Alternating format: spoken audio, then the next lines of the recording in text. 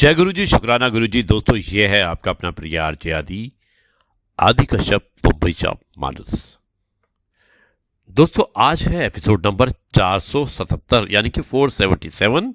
और आज के इस एपिसोड में मैं आपको एक छोटी सी कविता सुनाऊंगा और कविता के अलावा एक कहानी सुनाऊंगा। कविता का शीर्षक जो कि आनंद जी ने लिखी है, और कहानी जो है वो हमारे एक बहुत ही सुनने वाले बहुत ही अच्छे दोस्त हैं, उन्होंने भेजी है, जिनका नाम है विशाल। और कहानी का शीर्षक है महान व्यक्ति कौन। उससे पहले मैं सुनाता हूं एक कविता, और मुझे उम्मीद है कि यह कविता आपको पसंद आएगी। कविता कुछ इस प्रकार है। मुझको छूकर पिघल रहे हो तुम, मेरे हमराह जल रहे हो तुम। चांदनी छन रही है बादल से, जैसे कपड़े बदल रहे हो तुम। पायलें बज रही हैं रह रह कर, ये हवा है कि चल रहे हो तुम, चल रहे हो तुम।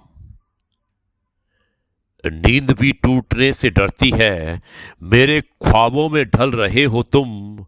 हमने जो की थी मोहब्बत वो आज भी है, तेरे जुल्फों के साये की चाहत आज भी है। तेरे जुल्फों की साये की चाहत आज भी है। रात कटती है आज भी ख्यालों में तेरे, रात कटती है आज भी ख्यालों में तेरे। दीवानों से मेरी वो हालात आज भी है, मेरी वो हालात आज भी है। किसी और के तसब्बुर को उठती नहीं, किसी और के तसब्बुर को उठती नहीं। बेईमान आंखों में थोड़ी सी शराफत आज भी है। आंखों से आंखें मिलाकर तो देखो, आंखों से आंखें मिलाकर तो देखो। हमारे दिल से दिल मिलाकर तो देखो।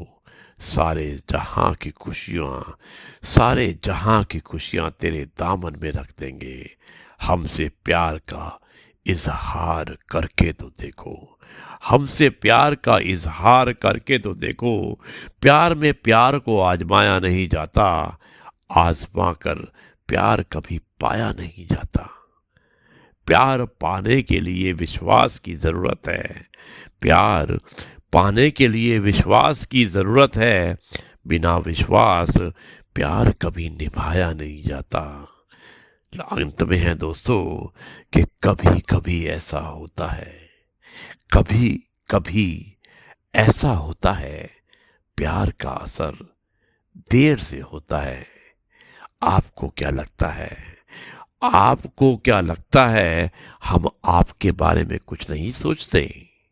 हमारी हर बात में आपका जिक्र होता है, आपका जिक्र होता है।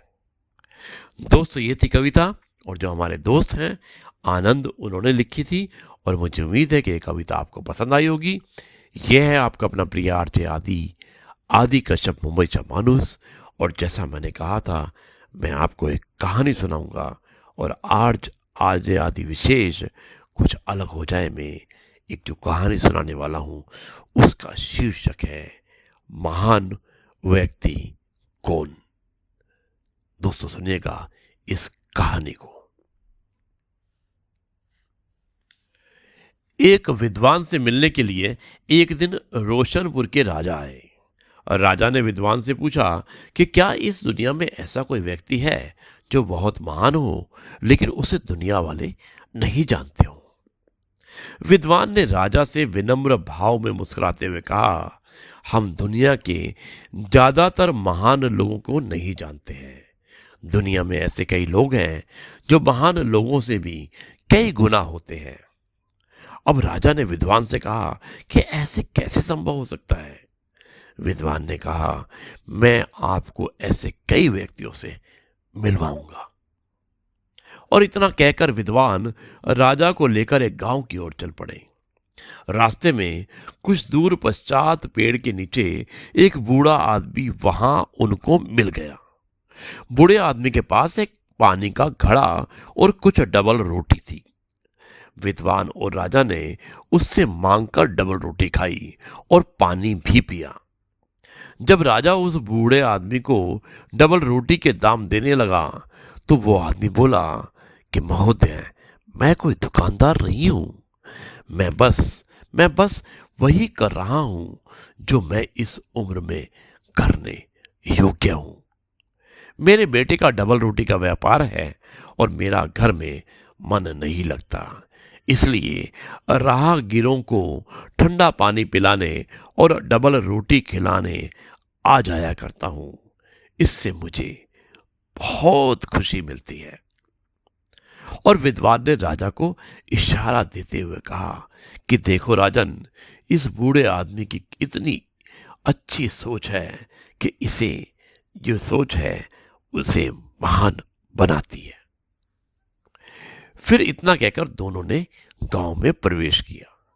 तब उन्हें एक स्कूल नजर आया और स्कूल में उन्होंने एक शिक्षक से मुलाकात की और राजा ने उससे पूछा कि आप इतने विद्यार्थियों को पढ़ाते हैं तो आपको कितनी तनख्वाह मिलती है।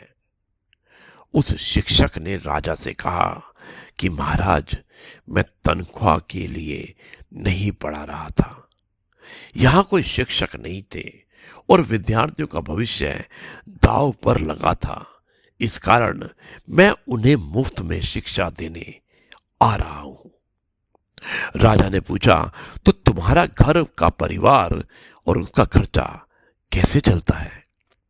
शिक्षक ने कहा, बचपन से लेकर आज तक भगवान ने रोटी, कपड़ा और मकान तीनों का सुख दिया है।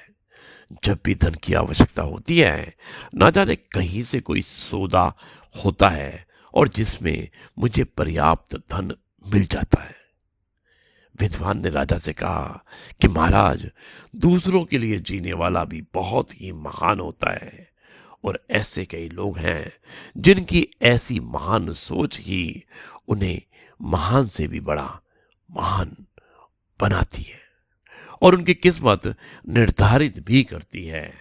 आदमी बड़ी बातों से नहीं बल्कि अच्छी सोच और अच्छे कामों से महान माना जाता है। दोस्तों, इस कहानी से यही शिक्षा मिलती है कि गीता में श्री कृष्ण ने कहा कि निष्काम भाव से किया हुआ कर्म ही सबसे और सर्वश्रेष्ठ कर्म होता है। जीवन में कुछ पाने और सफलता हासिल करने के लिए हमेशा सदैव याद रखें कि देना ही लेना है। दोस्तों, ये है आपका अपना प्रिय आरजे आदि कश्यप, मुंबई से मानुस, और आपके लिए लेकर आया आपका मनपसंद प्रोग्राम पॉजिटिव कर्मा। कार्यक्रम लंबा अवश्य था, लेकिन शायद कभी कभी जरूरी होता है कि हम अपनी कहानी और अपनी बातों को पूरा करें। इसलिए मुझे माफ़ कीजिएगा अगर ये कार्यक्रम लंबा था। अब मैं इस कार्यक्रम को यहीं पर समाप्त करता हूँ और कल आपसे एक बार फिर मुलाकात करूँगा एक नई कहानी, नए किस्से और नई बातों के साथ। तब तक के लिए कहता हूँ नमस्कार, जय हिंद, वंदे मातरम, भारत माता की जय। जय जवान, जय किसान, जय गुरु जी, शुक्राना गुरु जी।